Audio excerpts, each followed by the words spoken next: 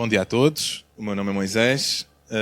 Para quem não me conhece, sou o filho do pastor Samuel, que confia muito em mim e hoje não veio e está em Braga. Então, pronto, não sei o que é que isto quer dizer.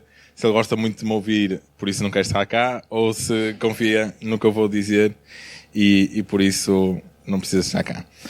Pronto, antes de mais, eu gostava só que tivéssemos uma palavra de oração, só para que o que Deus vai ter que falar connosco e consequentemente comigo, antes de começar a falar um bocadinho do que Ele me tem incomodado estes últimos meses. Deus, te agradecemos realmente pela Tua palavra, na qual conseguimos tirar todas as direções que nós precisamos para seguirmos um rumo mais perto de Ti.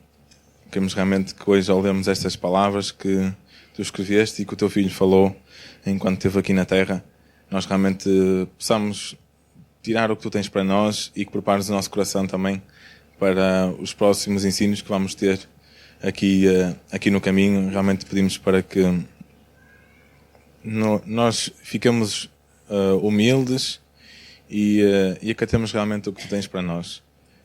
Retira de nós um coração resistente e ajuda-nos realmente a estar abertos ao que Tu tens para nós hoje. Então, o tema de hoje é como investir a tua vida, ok?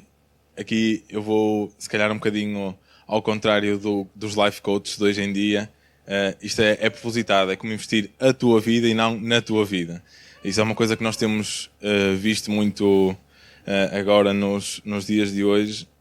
Existem sempre muitas palestras acerca de coisas que tu podes investir para que a tua vida se torne mais confortável ou a tua vida se torne com mais sucesso. E hoje eu vou, se calhar, partir um bocadinho aqui, a mudar aqui um bocadinho a perspectiva do que realmente Deus tem para nós, e foram palavras que Jesus também falou através de uma parábola. Esta parábola tem incomodado um bocadinho a minha vida, talvez porque eu sinta que nesta parábola dos talentos que vamos falar hoje, eu tenho sido aquele que tem recebido 5 talentos. E pronto, com 5 talentos tu precisas de fazer muita coisa. E vamos perceber o que é que Jesus tinha com esta parábola, o que eu acho que Jesus tinha com esta parábola. E passemos então agora abrindo as nossas Bíblias em Mateus 25, 14 a 30. Acho que a outra está suficientemente grande. Eu vou só tentar ver quando todos mais ou menos estiverem com a Bíblia aberta ou com os telemóveis. Eu passo então a ler. Se calhar a minha versão não é a versão mais comum, não é Bíblia para todos, mas os excertos da passagem vão estar na versão Bíblia para todos.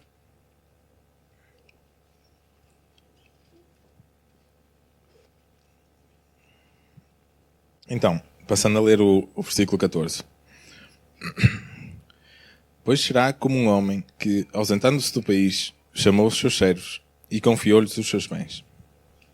A um deu 5 talentos, a outro 2 e a outro 1, a cada um com a sua própria capacidade, e então partiu. O que recebera 5 talentos saiu imediatamente a negociar com eles e ganhou outros 5. Do mesmo modo que recebera 2, ganhou outros 2. Mas o que recebera 1, saindo, abriu uma cova e escondeu o dinheiro do seu senhor. Depois de muito tempo, voltou o senhor daqueles servos e ajustou contas com eles. Então, aproximando-se, o que recebera 5 talentos, entregou noutros 5, dizendo: Senhor, confiaste em mim 5 talentos, eis aqui outros 5 talentos que ganhei. Disse-lhe o Senhor: Muito bem, servo bom e fiel. Foste fiel no pouco, sobre o muito colocarei, e entra no gozo do teu Senhor. E aproximando-se também, o que recebera 2 talentos, disse: Senhor, 2 talentos me confiaste, tens aqui outros 2. Disse-lhe o Senhor: Muito bem, servo bom e fiel. Foste fiel no pouco, sobre o muito colocarei, e entra no gozo do teu Senhor. Chegando por fim o que receberam 1 talento, disse: Senhor, sabendo que és homem severo, que ceifas onde não semeaste, e ajuntas onde não espalhaste, receoso, escondi na terra o teu talento. Aqui tens o que é teu. Respondeu-lhe, porém, o Senhor: servo mau e negligente. Sabias que ceifo onde não semeei, e ajunto onde não espalhei? Cumpria, portanto, que entregasses o meu dinheiro aos banqueiros e, ao voltar, receberia com juros o que é meu. Tirai-lhe, pois, o talento e dai-o ao que tem 10. Porque a todo o que tem se lhe dará e terá em abundância, mas ao que não tem, até o que tem lhe será tirado. E o servo inútil lançai-o para fora, nas trevas. Ali haverá choro e ranger de dentes. Eu gosto, se calhar, de começar esta parábola. Acaba quase como... Começa como um desafio e acaba de uma maneira um bocado trágica. Esta frase, quando eu leio ali haverá choro e ranger de dentes, muitas vezes é uma frase que nós associamos ao inferno, não é? E quando eu li isto esta última vez, fiquei um bocado, posso até dizer, chocado, não é? Com a severidade realmente deste servo.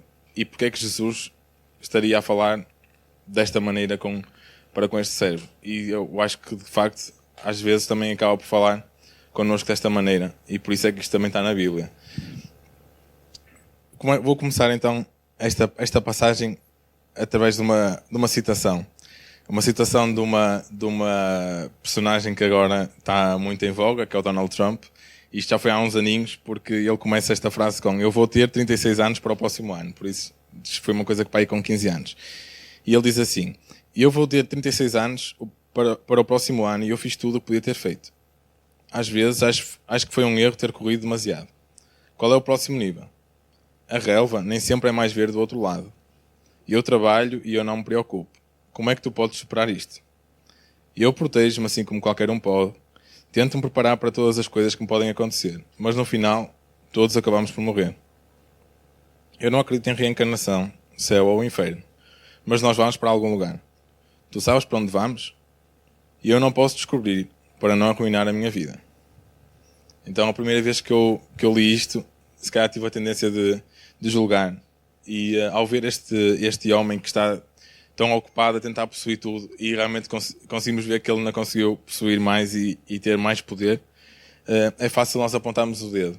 Mas muitas vezes não estamos a fazer exatamente isto. O facto é que a maioria das pessoas não tem absolutamente nenhuma ideia do que é a vida e do que há de fazer com ela.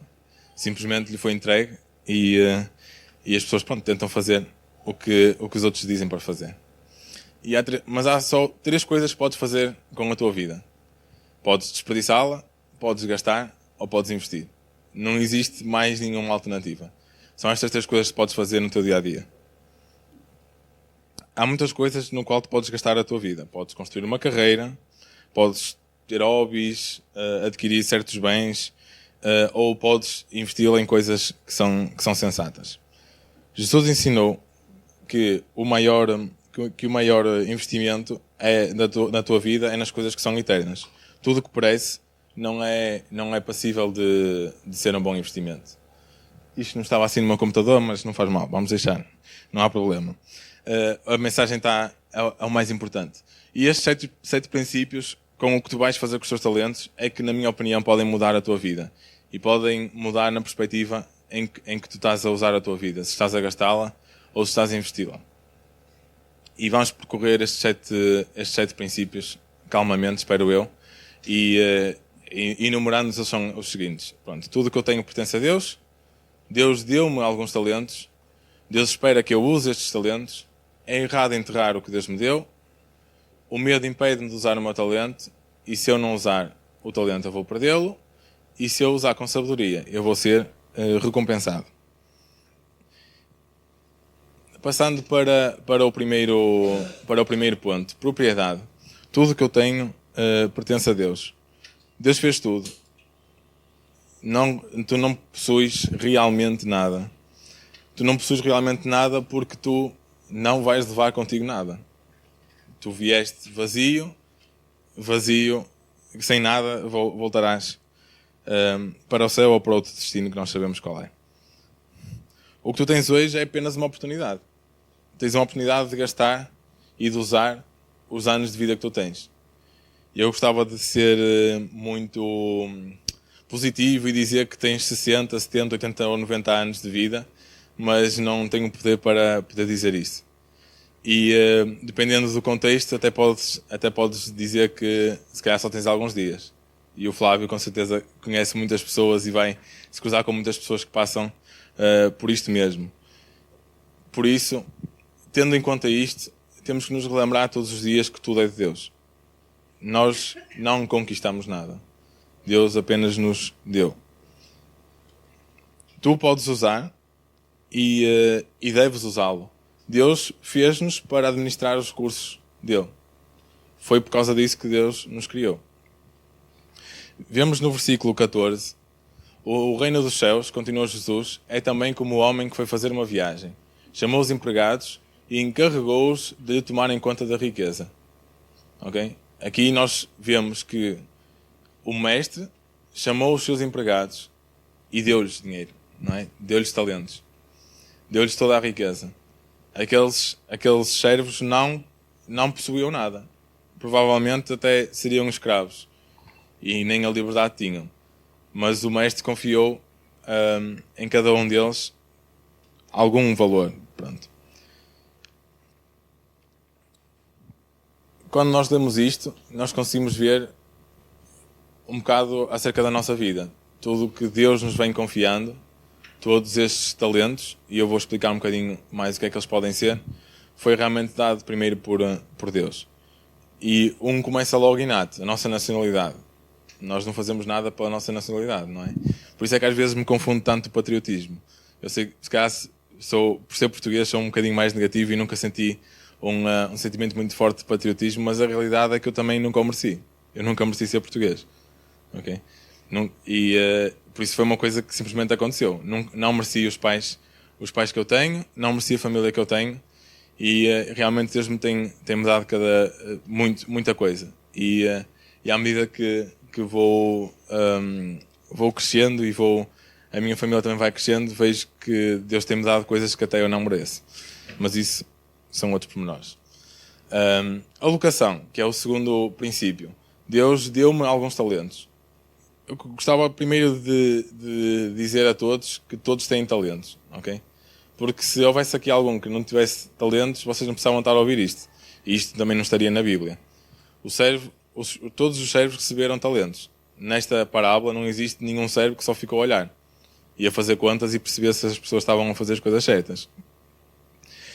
Eu li um bocadinho sobre o que é que talento significa e veio um bocadinho do grego, do talenton, e hoje era um equivalente mais ou menos a 1.000 euros. Por isso, pronto, não seria só umas moedinhas para comprar pão, já seria alguma coisa um bocadinho mais consistente. Mas, basicamente, nós podemos traduzir este talento em valor. Tudo o que tem valor é um talento. Okay? Muitas vezes, claro, nós usamos isto apenas só para habilidades que nós podemos ter, mas nós podemos ter outros recursos ou apenas oportunidades e isso ser um talento para nós. A família que Deus nos confia, o nosso ciclo de amizade, o nosso trabalho, isso tudo são talentos. E incluímos também os dons espirituais, que vamos falar mais à frente nas próximas pregações. Qualquer coisa que Deus te tenha confiado, tu podes e deves vê-lo como um talento. E nós podemos ver realmente, muito rapidamente, que o valor de cada talento difere, não é? Eles não são iguais. O meu trabalho ou os meus filhos têm valores completamente distintos, mas com valores diferentes também vamos ter que fazer ter outro tipo de comportamento. Mas os talentos que tu tens tornam-te a ti a pessoa única que és.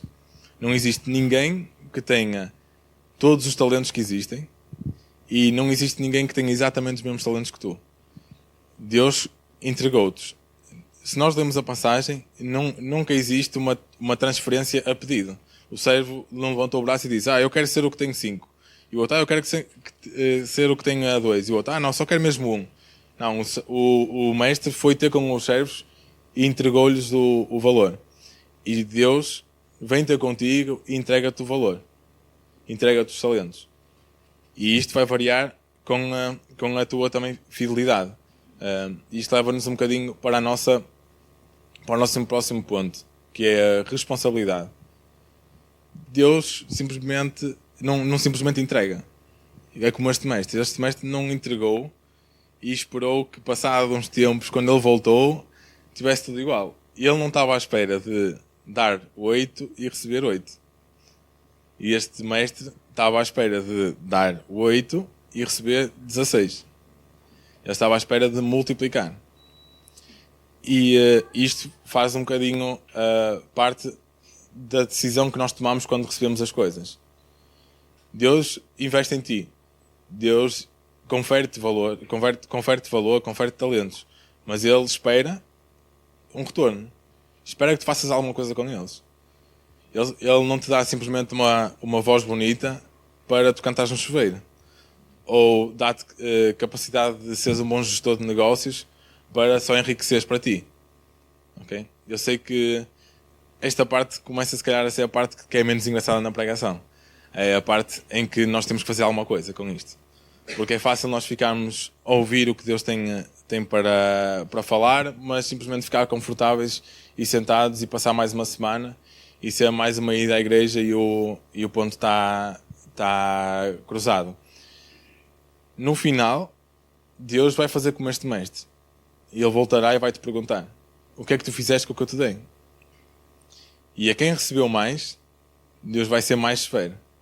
E vai estar à espera de mais. E será que tu tens estado à altura comparativamente ao que Deus te tem dado? E por isso é que eu tenho tido algum receio e esta passagem tem-me incomodado muito. Eu tenho sentido que nestes últimos anos Deus tem-me abençoado mesmo muito. E desde o momento em que eu saí da casa dos meus pais, e não é por estar relacionado, não é por ele já não viver com eles, mas tenho sentido que no meu casamento, no meu trabalho, na minha família, Deus tem-me abençoado realmente muito. E com isso eu olho para mim mesmo e penso: será que eu tenho feito o suficiente? Será que eu tenho sido agradecido o suficiente? Porque o agradecimento não é simplesmente dizer obrigado. Isso é fácil, não é? O agradecimento é ter uma resposta de coração. E uma resposta com a nossa atitude. E como nós lemos no versículo 19, passado muito tempo, este senhor voltou realmente àquele país e foi ter com aqueles servos e fez contas com eles.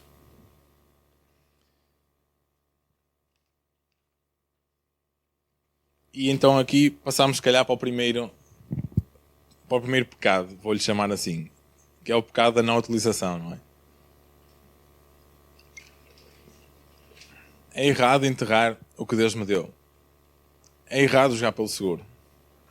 Eu sei, pronto, eu aqui não estou a abrir um hedge fund, ok? Eu sei que não estou aqui a fazer nenhum investimento, não estou a dizer para vocês irem jogar na bolsa ou noutro tipo de coisas, mas sim, no caso de nós usarmos os nossos talentos.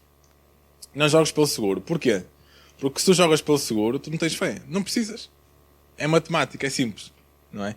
Se uma coisa já está provada que vai funcionar, pronto, não tem muito que se lhe diga, não é? E sem fé é impossível tu agradares a Deus. Em Hebreus 11:6 nós conseguimos ler isto.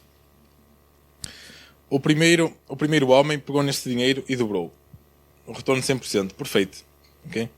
Este era um investidor que era sábio. O segundo, igualmente sábio, pegou nestes 2.000 euros e multiplicou-os.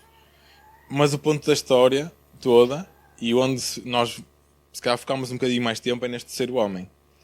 Este terceiro homem enterrou o dinheiro. Ele não perdeu dinheiro. Okay? Os 1.000 euros que o mestre lhe deu, ele tinha os 1.000 euros. Por isso, nós, à primeira partida, nós podemos dizer assim: pronto, ele até nem fez muito mal. Não é? Mas o mestre foi duro e depois penalizou este homem por ter jogado pelo seguro. E ele, na realidade, o que é que ele está a dizer? Ele acaba por dizer: como o meu mestre é mau, então eu vou guardar o dinheiro. A culpa nem sequer é minha. A culpa é deste mestre mau. Porque se este mestre fosse um bocadinho melhor, eu se calhar até tinha a vontade de jogar e de arriscar. E nós às vezes olhamos também para Deus como este homem mau, que está mais prestes a nos castigar do que nos aceitar e perceber o que é que nós realmente estamos a fazer e qual é que é o esforço que nós estamos a tentar fazer para conseguir os resultados. O que recebeu 100 moedas fez um buraco na terra e escondeu lá o dinheiro. E o Senhor depois, no versículo 26, respondeu-lhe: és um mau trabalhador e és um preguiçoso. Isto aqui não me parece ser boas notícias. E isto será uma coisa que eu tenho que realmente ter receio de chegar ao final da minha vida e Deus olhar para mim e dizer assim: servo mau e preguiçoso. Tiveste tanto e não conseguiste realmente fazer alguma coisa com isto. Não fazer nada é indesculpável. Deus, como este mestre, dá um castigo para isto. Não jogues pelo seguro. E eu li esta frase e gostei muito. Eu prefiro tentar fazer algo grande e falhar do que ter sucesso em não fazer nada. Porque ter sucesso em não fazer nada é fácil, não é? Mas arriscar, muitas vezes o erro vai acontecer. Mas é mais importante que nós realmente façamos e tentemos utilizar o que Deus nos tem dado. O Rick Warren disse estas palavras, que gostaria que a sua igreja colocasse 4 palavras na sua lápide. Pelo menos ele tentou. Para não alcançar, podes não alcançar todas as metas que Deus vai colocar na tua vida. Isso é normal. Nós temos erros, nós muitas vezes pecamos e não conseguimos conquistar e não conseguimos perceber tudo o que Deus tem para nós. Mas que no final da nossa vida nós possamos dizer: eu tentei. E eu tive a atitude de ir atrás e tentar fazer o que Deus tinha para mim. E se pensarmos bem nestas 3 pessoas e com um sentimento um bocadinho mais crítico, qual dos 3 é que tinha mais probabilidade de realmente ficar sentado e enterrar o dinheiro?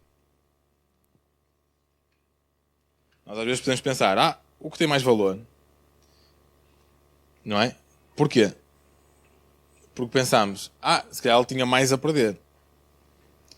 Mas se nós pensarmos bem e olharmos para nós, se calhar nós somos aquela pessoa que só tem um talento e que pensa assim: é melhor eu jogar pelo seguro. Porque se os outros têm talentos e têm muitos talentos, eles são superstar. Eles devem ser muito especiais. Eles devem ser aquelas pessoas que toda a gente olha. E eu só tenho um talento. Só tenho uma habilidade pequenina. Os outros são profissionais. Eu sou um bocadinho melhor do que um mero amador. Então eu vou ficar aqui sentado à espera e usufruir do espetáculo que os profissionais que realmente são bons fazem. E se pensarmos assim, se calhar é mais provável que o homem do talento realmente enterre este talento no buraco, porque ele pensa que ele não é suficientemente bom. Porque aos outros foi confiado mais, então é porque se calhar ele não tinha muita capacidade. E muitas vezes nós deixamos que esta ideia errada, plantada em nós, faça com que nós fiquemos passivos. Okay? Por isso, temos que nos esforçar para ter uma vida que tenha impacto. Mais do que... Eu olhando para a minha vida, mais do que o que eu vou deixar em bens materiais, eu gostava de deixar uma coisa que dura mais que eu. Que as pessoas olhassem e pudessem dizer: eu tenho saudade desta pessoa. E não porque eram meus familiares diretos, mas sim porque eu fiz alguma coisa que mudou a vida da minha comunidade. E causar impacto é difícil e é trabalhoso. Causar impacto é realmente o que nós olhamos e vemos outros a fazer e dizemos: eu não sou tão bom quanto aquela pessoa. Não é? E se nós olharmos bem, nós temos muitos exemplos disto na nossa vida. Não é? Como é que eu posso mudar o mundo da maneira como eu prego, se existem pessoas que pregam tão bem? Se eu pensasse assim, eu não estaria aqui hoje, porque eu sei muito bem que o meu pai prega muito melhor que eu, e eu gosto muito mais de o ouvir do que a mim. Então, pronto, ficaria sentadinho com o meu talento, passivamente, a ouvir o que o meu pai tem a dizer todas as semanas e ficava confortável. Não me expunha. Mas o mestre chama exatamente a fazer o contrário. Não fazer nada é indesculpável. E eu vejo, e infelizmente conheço, muitos cristãos que acabam por estar aborrecidos e numa relação monótona. O brilho de ser crente já saiu totalmente das suas vidas. A vida cristã já não é um relacionamento vivo e vibrante, mas é simplesmente uma rotina. Não há alegria como costumava existir, e a vida espiritual estagnou. Esta vida cristãs estagnam porquê? Porque nós começamos a ser só espectadores. Temos um show ou um jogo que é a igreja e que existem alguns jogadores que estão a jogar e a fazer um bom trabalho e nós estamos na bancada a dizer: vai, tu consegues. Mas na realidade não estamos a causar impacto nenhum. Simplesmente fazemos parte de uma multidão. Quando vemos um jogo de futebol ali a final da Champions, tínhamos 100 e tal mil pessoas no estádio e só 22 matrecos a jogar à bola. E por acaso nesse jogo nem jogaram muito bem. Mas isso é outra história. Aqueles 100 mil não fizeram a diferença. Porque quem fez a diferença foram aqueles 22, os que estavam a jogar. Por isso, não fiques na bancada. O que eu quero hoje transmitir é que realmente não fiques simplesmente a observar os outros e dizer: estás a fazer bem. Okay? Não desperdices o que Deus te dá. Deus confiou em ti talentos únicos que só tu é que podes utilizar, mais ninguém. Por isso, não desperdices o que Deus te dá. Quando tu desperdiças o que Deus te dá, quase estás a dizer a Deus: opá, tu enganaste. Não era bem esta pessoa que tu querias colocar. Querias colocar isto no outro lado, mas aquilo saiu ao lado. Se calhar nós acreditamos que Deus é estrábico, não me digam isso. Eu aqui acredito que Deus sabe exatamente o que faz, quando faz e como faz. E para quem faz. E se Deus nos colocou habilidades, é porque Deus quer que nós as usemos. Isto leva-nos um bocadinho ao próximo ponto, se eu conseguir virar. Isso. Que é a motivação. Muitas vezes nós ouvimos isto e chegamos aqui e estamos aqui contentes e tal, e vamos lá, vamos tentar, vamos fazer. Mas depois vem o medo. E o medo é a arma favorita de Satanás. O medo normalmente tem estas três etapas. A primeira é a insegurança. Eu tenho medo de fracassar. Aqui a minha pergunta é: imaginem este cenário. Se calhar nunca aconteceu na vossa vida, na minha vida já aconteceu. E eu até me considero uma pessoa minimamente confiante. Estou numa sala de aula com os meus colegas e a professora faz uma pergunta e eu sei a resposta, mas como tenho medo que por algum acaso a resposta estava errada, não vou levantar o braço. Já aconteceu isto a alguém?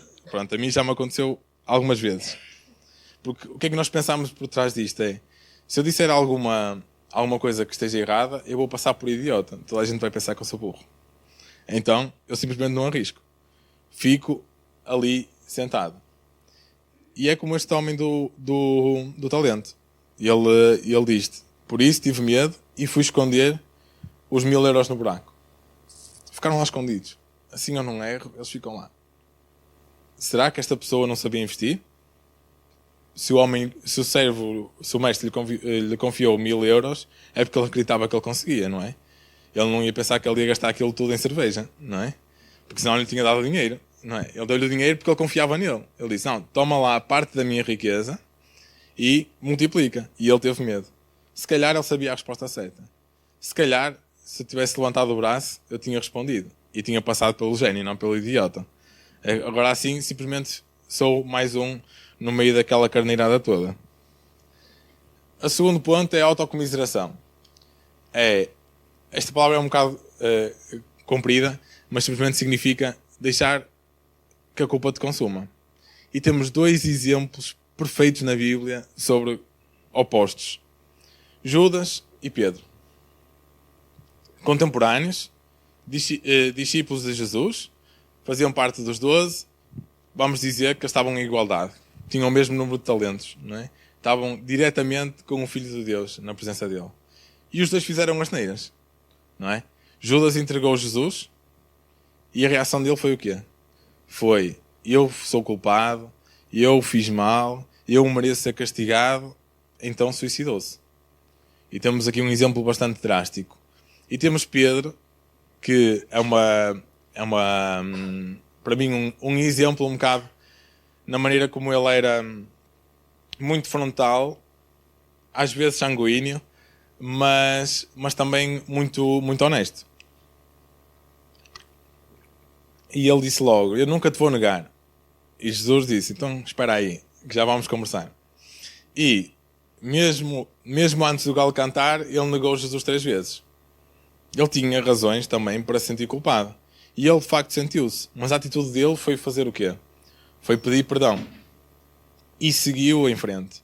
E se nós repararmos, foi esta pessoa que negou a Jesus 3 vezes, que esteve a pregar no Pentecostes, em que milhares de pessoas se aproximaram de Deus e o aceitaram como Salvador.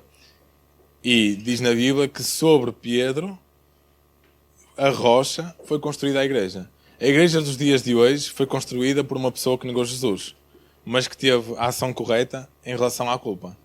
Em vez de deixar que a culpa o consumisse, ele escolheu o perdão de Deus. E o perdão de Deus existe para todos os que o buscam. E muitas vezes esta culpa e o nosso passado amarra-nos de seguir em frente e amarra-nos de utilizar as coisas que Deus nos tem dado. E a autoconsciência é o terceiro ponto, e que Provérbios falam muito sobre isto. Ter medo dos homens é uma armadilha. Quem confia no Senhor está em segurança. Ter medo dos outros e ter medo de nós mesmos e de sentirmos que não somos capazes é algo muito, muito, muito normal e que nós usamos isto, se calhar, mais vezes do que nós pensamos. Para quem acha que nunca usou isto, vou dizer esta frase. O que é que as outras pessoas vão pensar de mim se eu der a minha vida completamente a Deus? Se calhar vão pensar que eu sou um fanático. Quem é que nunca pensou isto? Nós desculpámos-nos do ministério apontando para pessoas que são mais talentosas que nós, que são mais vistosas que nós, aparentemente. Nós pensámos, se calhar eu não sou assim tão bom, então vou deixar os outros brilhar. E este é um medo que Satanás vem colocando no nosso coração para nos fazer duvidar. Vou-vos dizer uma frase que se calhar vai soar mal, mas se vale a pena fazer, vale a pena fazer mal. E eu sei que isto aqui é um bocado contrário do que o mundo nos diz. Mas se para valer a pena fosse preciso fazer bem, 95% de nós não fazia 95% das coisas. Porque, pelo menos eu olho para mim, eu só sou bom a fazer algumas coisas, por isso o resto não faço. É assim? Não pode funcionar assim. Se os meus pais e os malandros pensassem assim, nós não tínhamos esta comunidade hoje. Porque houve muita coisa que eles fizeram e que era mal. E que era mal feita. Pronto, mas fizeram. E por isso estamos aqui hoje, certo? Não estou a dizer nenhuma mentira. Okay. Eu estava lá, mas... Exatamente. Mas muitas vezes, nós simplesmente somos a pessoa que tem a vontade de fazer.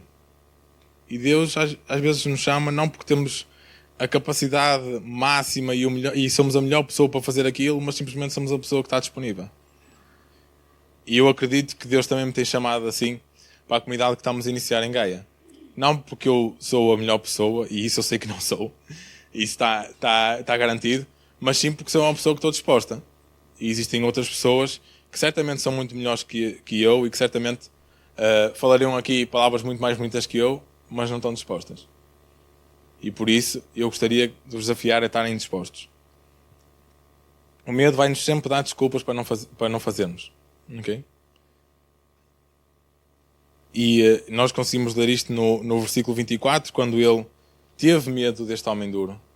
Teve medo do homem duro e por isso escondeu o dinheiro. O medo faz-nos tomar decisões más. Sempre que tomamos uma decisão por medo, é uma decisão errada. Aplicação. Este é o nosso penúltimo ponto que eu tenho para nós hoje. E este aqui é, se calhar, bastante direito. E nós vemos esta severidade do mestre com este servo. Se tu não usas os teus talentos, Deus vai-te tirar. Isto não vos consigo precisar em que dia é que isso vai acontecer, mas isso vai acontecer. E por isso é que Jesus fala deste mestre. Jesus fala deste mestre porque Jesus também é como este mestre. E ele, quando fizer contas connosco, e isto acontece, ok? Ele vai te dizer, não administraste bem este, então vou dar isto a outra pessoa. E no final, nós conseguimos olhar para trás e perceber as oportunidades que nós perdemos. Porque não fizemos, não utilizamos. Deus tem o direito de tirar qualquer coisa que Ele quiser. Porque foi Ele que te deu. É dele. Acabou. Por isso, é melhor começarmos a usar o que Deus já nos deu. E se repararem, na Bíblia está cheio de milagres de multiplicação. Porquê? Porque foram pessoas que deram o que Deus lhe tinha dado. Os pães e os peixes é um exemplo ótimo disto. Aquela criança simplesmente tinha aquilo, mas deu tudo o que tinha, utilizou tudo o que tinha e Deus multiplicou. Se ela tivesse ficado com medo, e se não chegasse? Isto não vai chegar de certeza. Mas se só tenho uns pãezinhos e uns peixes, com certeza há alguém aí que tem umas 5 ou 6 broas e essa pessoa pode dar. Mas não, ele não pensou assim. Ele não pensou no pouco que tinha. E isto faz-nos realmente pôr as coisas um bocadinho em perspectiva. Ou nós usamos, ou nós perdemos. Não existe o meio termo. Não existe esconder para nós e fica para nós para sempre. E nós conseguimos ver isto com coisas mais banais da nossa vida. Os músculos, por exemplo. Se nós usarmos os músculos, vamos ficar aí todos fortes. Parecemos um armário do IKEA. Mas, se não usarmos, vamos ficar flácidos, não é? Como eu não sei muito esta barriguinha, ela está saliente. Se eu usasse mais um bocadinho, se calhar ela estava mais com um pack da cerveja. Mas, pá, pronto. Com o nosso talento é exatamente igual. Se nós não usarmos, vamos acabar por perder. Vamos acabar por ficar deformados, vamos dizer assim. Se eu não uso a minha mente, eu também vou acabar por ficar mais lento.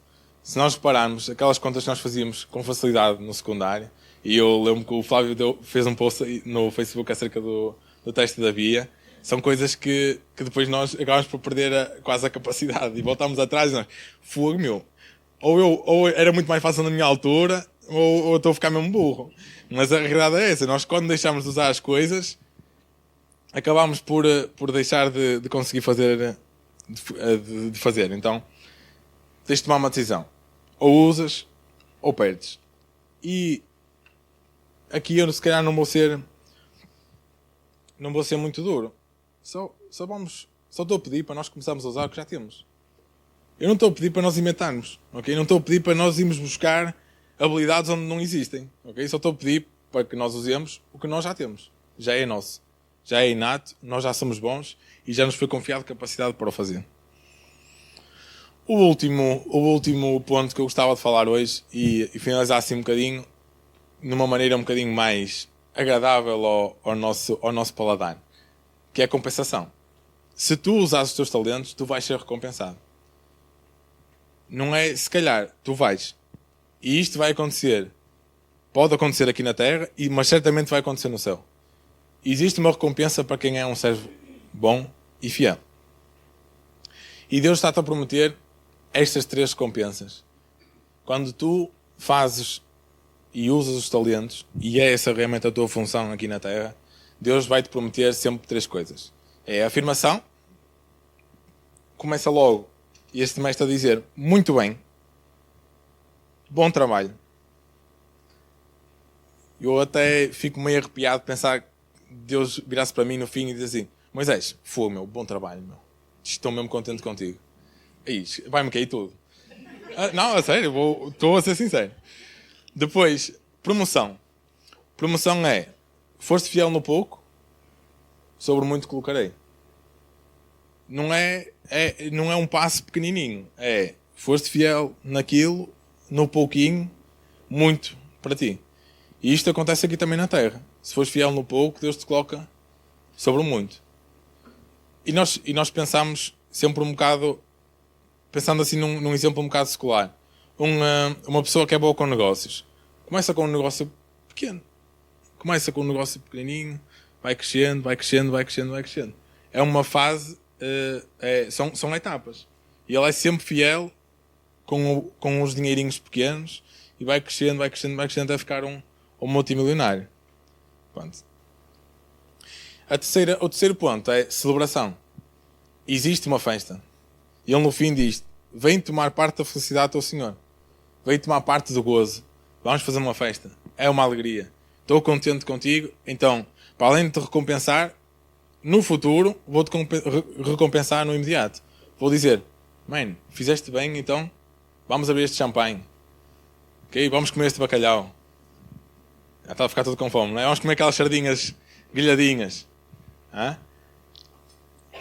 E nós conseguimos ver isto no Mestre, no versículo 28. Disse o seu Senhor: muito bem, és um servo bom e fiel. Já que foste fiel nas coisas pequenas, eu te confiarei as grandes. Vem tomar parte na felicidade do teu Senhor. Isto está na Bíblia. O Mestre tem esta atitude para quem o serve. E é fiel. E eu gostava de realmente ouvir de Deus isto. E eu sei que Deus vai começar a dizer: olha, a tua caminhada nem sempre foi muito boa. E eu tenho consciência disso. Mas tu comprometeste-te a fazer as coisas que duram para sempre. Isto é o que eu quero ouvir de Deus. E eu sei que eu vou ter erros, vou falhar, consequentemente, mas o que eu quero é realmente que Deus olhe para o meu coração e que eu me esforce de verdade para atingir o que Deus tem para mim.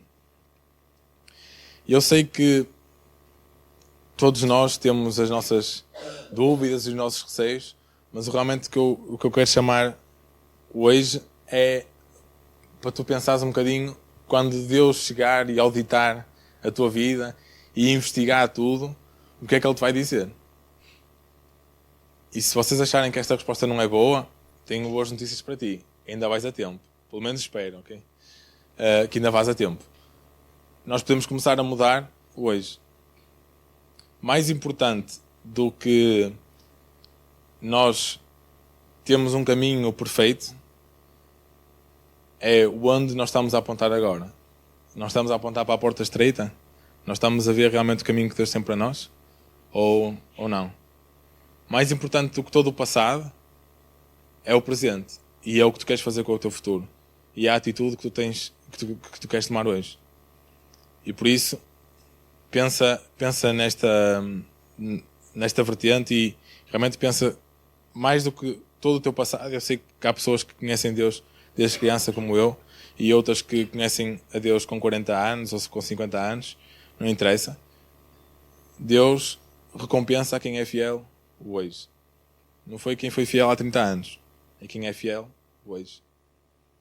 Por isso, tu ainda vais a tempo de mudar. Tu ainda vais a tempo de utilizar os recursos que Deus te tem dado. E que no final, nós, ao sermos proativos, possamos ouvir: servo bom e fiel. Não fizeste tudo bem, mas tu tentaste a sério. E é isso que eu quero que nós pensemos hoje. No quão bom será ouvir Deus a dizer-nos isto. Tu esforçaste, bom trabalho. Vamos fazer uma festa. E era isso que eu queria deixar para nós hoje.